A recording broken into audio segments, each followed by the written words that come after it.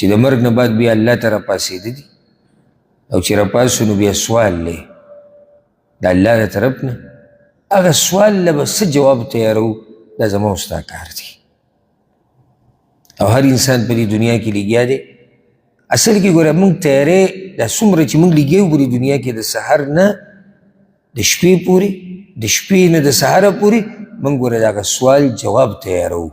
خو څوک یې په یوه طریقه تیاروي څوک یې په بله طریقه تیاروي څوک په ګناهونو کې اخته دی دا هم دی ګوره جواب کې لګیا دی ګوره ځکه چې دغه وخت ټول د امتحان وخت دی دا موږ چې کوم دغه کې یو دا د امتحان وخت دی اوس ګوره په سکول کې په مدرسه کې په یونیورسټۍ کې امتحان دی تاسو کې اکثر ملګري به تلي په سبقونو به یې ویلي به یې کې به امتحانونه ورکړي که خیال هم کړی د امتحان پرچې چې کله راشي که نه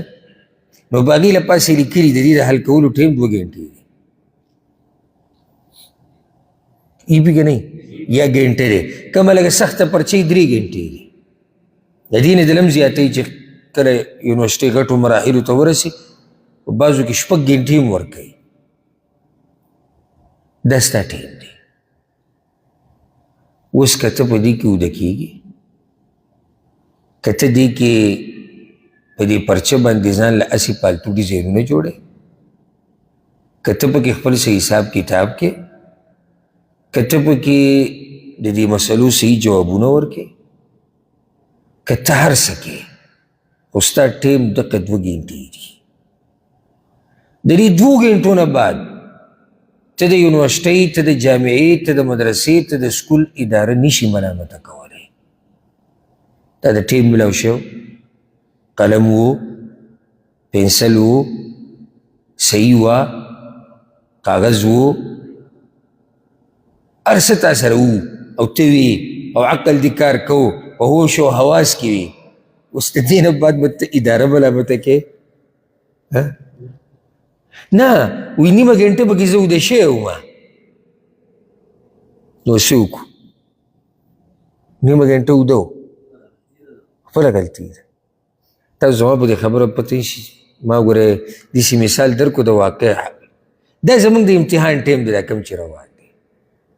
که اوس یې پکې مونږ یو او دا پرچه د کم وخته پورې ده د مرګه پورې ده دغه دنیوي پرچې خو ډېرې ښه دي د هغې بیا مو وخت معلوم دی چې دې وخت کې ختمېږي نو کله نه کله که خیال هم کړی دی امتحان چې ختمېږي د اخره کې سخت زور ټول ولګوي زور زور زور زور زور لیکه لیکه کار څه لیکي خو اوس ټایم ختمېږي خو زمونږ دا پرچه ډېره عجیبه ده د دې د ختمېدو وخت پته نه لګي اوس په دې پرچې کې او په دې امتحان کې که ما ورته خوبونه کوو که ما ورته ګناهونه کوو که ما ورته غفلت کیو که ما ورته هر څه کوو موږ الله رب العزت لره نشو ملامته کولی قرآن کې نه راځي جهنمیان به آواز وکړي چې یا الله موږ له یو موقع راکړه موږ واپس که دنیا ته الله به ورته څه وایي اولم نعمركم